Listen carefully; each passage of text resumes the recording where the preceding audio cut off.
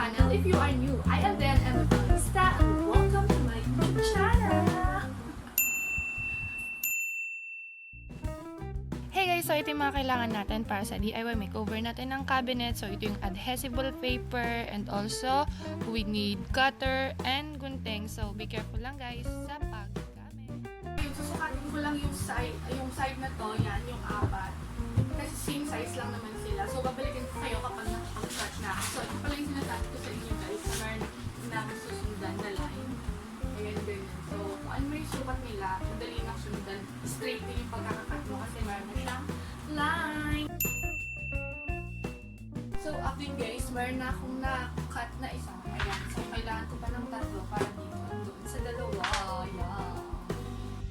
Hey Momars! Didikit na natin gamit itong flat surface which is nakuha ko lang sa sirang case ng cellphone ko. Basta flat surface lang, okay na yon, basta maka-help na hindi mag-bubbles. Pero sa tingin ko nag-bubbles itong unang nilagay ko.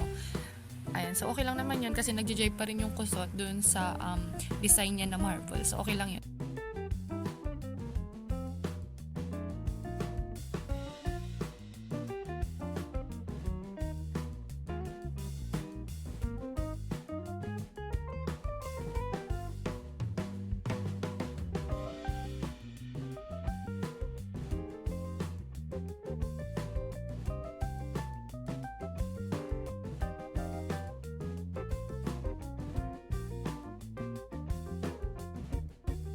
So guys, meron na tayong nagawang isa. Ayan. So nakikita nyo dito, wala. Pero lalagyan natin na mamaya sa lumet. Kasi pag nakabukas ito, nagpo-fold siya dito. So pangit yung pagkakadikit. Kaya iluhuli na lang natin siya para maganda yung pagkakadikit. So,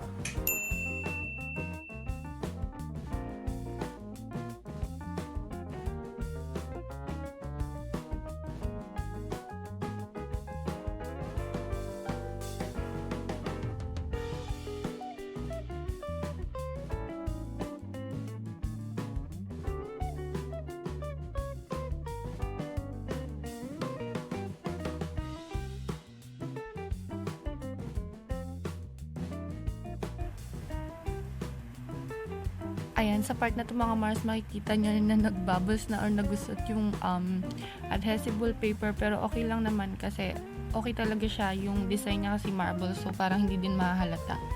Ayan, medyo malapit lang kasi kaya halata. Pero okay pa naman.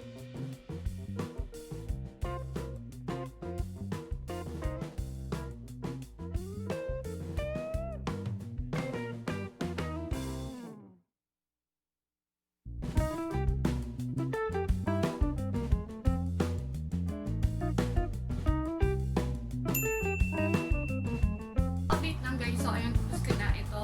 Yan, yan. At saka yung sa baba nila. So kung makikita nyo, ito hindi ko na siya nilagyan ng sticker kasi para naman maiba. Hindi siya full, meron pa siya accent na ganyan. Pero yung itong green na to, ito, so kukulay, lalagyan ko pa dito ng sticker and dito this one. So nandito na tayo.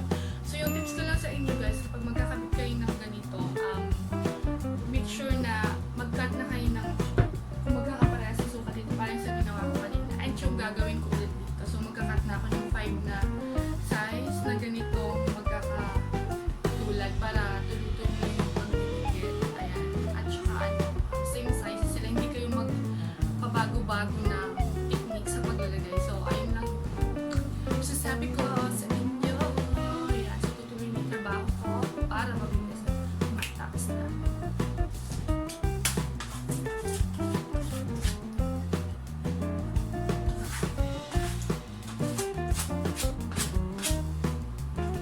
So, update guys. Ang hirap pala mag-cover ng ganito, lalo kung mga ganito. So, ititira ko siguro to and iiba ko na lang yung pagkakabit ko sa mga years. So, ayun guys, update lang. Tapos ko na yung isang drawer dito out of 5. So, meron pa akong 4 na kukuberan. So, update lang. Mahirap siyang kuberan ito compare sa ganito kasi meron siyang ganito. So, parang masyadong maraming cut na gagawin. Kaya, ayun. So, kanya-kanyang technique na lang kapag magkakabit kayo ng ganito. Pero, worth it naman pag nakabit nyo na kasi ang ganda. So, update ko kayo kapag tapos ka na yung lahat ng drawers dito.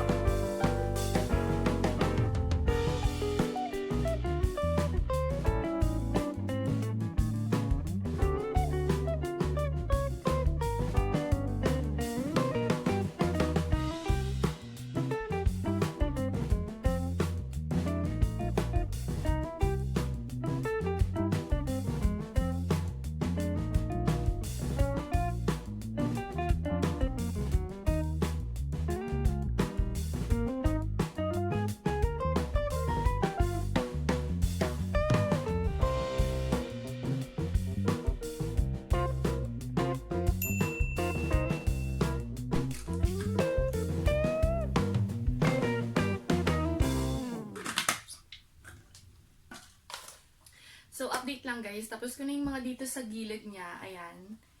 And also yung sa harap niya. Pero mamaya montage ko na lang, 'di ba? Para makita niyo yung result. And ngayon, next ko na yung dito sa gilid. At saka yung sa taas. And hindi pinag-iisipan ko pa guys kung lalagyan ko pa to ng sticker. Kasi parang maganda naman siyang may ganyan. And ang hirap niya kasi i-shape. Kita nyo guys, diba? Ang hirap niya i-shape. Pero tingnan na lang natin kung ano yung maging result later. So, ayun. Update ko kayo agad mamaya kapag tapos ko na lahat. Yeah!